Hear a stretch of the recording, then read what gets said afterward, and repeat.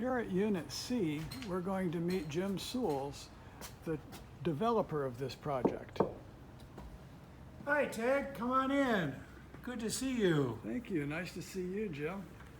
Well, welcome to my little pocket neighborhood of 3 houses. I've been building small houses for 50 years, and I've always wanted to do a very simple, open, 1-bedroom. Right now, 30% of our U.S. population is 1-person households. And so this was what I wanted to do. I wanted it to be flexible. I wanted it to be easy to live in as infill walking to town. Very nice.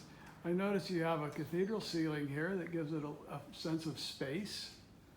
Yes, and that was part of the key, was the only partition is at the bathroom, because, so you get this feeling of openness, which also, as you're gonna see, with flexible walls, the only real wall is there at the bathroom. People walk in here and don't believe that this is 550 square feet. On the outside, most people think this is probably a 700 square foot house. I notice up here in the corner you have the ductless heat pump system, providing all the heat and cooling for the house. Yes, that's been actually the first time I've used a heat pump, so I've been very pleased with it. And then down here, we have the concrete floors that provide the thermal mass, which gives you uniform comfort year-round. And then we have Vinyltech triple pane windows, providing that even efficiency. Yes, first time I've used triple pane windows, and you can really tell the difference. When we had that sort of cold snap while we were building, I kept a little heat in here, and those triple pane windows really made a difference.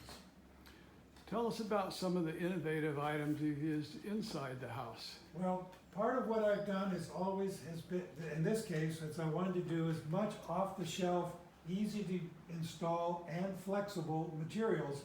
And probably one of the first things is this island, which is, if you look carefully, it's really a shop cart that I put a new top on, and so it's movable, but it's also really usable for kitchen storage.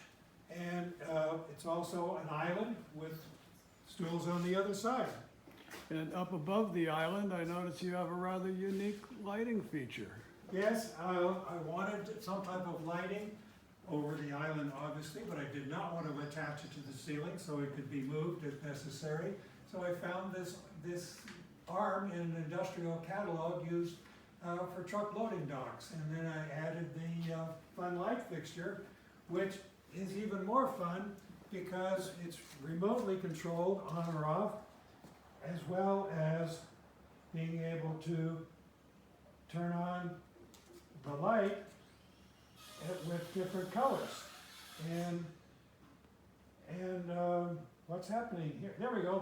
There's the regular light, and so that has been fun. And most people come in and they're just tickled. They think it's really fun. And then we have lighting over the countertop. Yeah, I put the LED lighting dimmable in the soffit over the kitchen. It goes around. It's obviously dimmable. We'll also have lighting at the range, but then the main lighting in the room is the cornice that goes around the entire space, and that has LED lighting in it, which is dimmable, which again makes the space seem so much larger and warmer. So I personally do not like ceiling recessed lights in your face, and you could actually add speakers up there if you wanted to. Tell me about this backsplash material. That is marmoleum flooring, which is, I was looking for something that didn't want to use ceramic tile with all the embodied energy and all the grout, and I didn't want to use drywall, and so this is flooring, marmoleum, which is easy to clean and just really rich. People walk in, and that's probably one of those most surprising things in the house. The other item is this one-piece stainless steel countertop, which is a combination sink and drain board, backsplash. Plumber just comes in and installs it like a sink. I've also used this structural aluminum extrusions, which make it very easy to build the cabinets. and I just used the walnut countertops. And you mentioned the low carbon footprint of the Marmoleum. I notice you also have a wall surface here that's rather interesting. Tell us about that. Well, I was looking for richness but simplicity. That is just half-inch plywood, AC plywood that has got a whitewash stain, and it basically qualifies for the fire requirements. There's a little metal strip between the joints. That's off-the-shelf plywood, 4x8 sheet, just cut into pretty much 2 foot wide by 8 foot lengths. And I notice you mentioned the fire requirements because this is on a SIPS panel wall. Yeah, this was my first structural insulated panel construction, and that was part of my interest in sort of more off-the-shelf component type thinking rather than stick building like we've been doing for the last 200 years. So above the lighting soffit, we have the conventional drywall surface for fire protection, and then below, we have this wood panel construction, which is a much lower carbon footprint than the drywall would be. Yeah, and that plywood is FSC also rated, which was really helpful to feel good about. Excellent. Now, I notice over here, we have a room divider that is not a wall.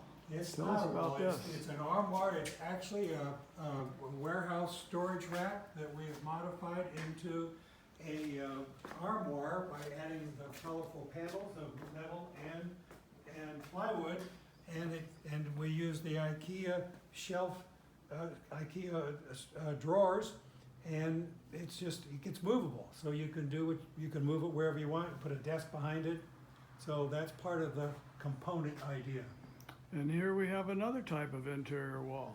Yeah, here I wanted a lightweight wall that was also part of the flexible. It's actually 3/4 inch plywood that has 1 inch holes in it with pegs that you can then put clothing on one side, you can put shelves, and on the other side it serves as the towel racks for the little shower area.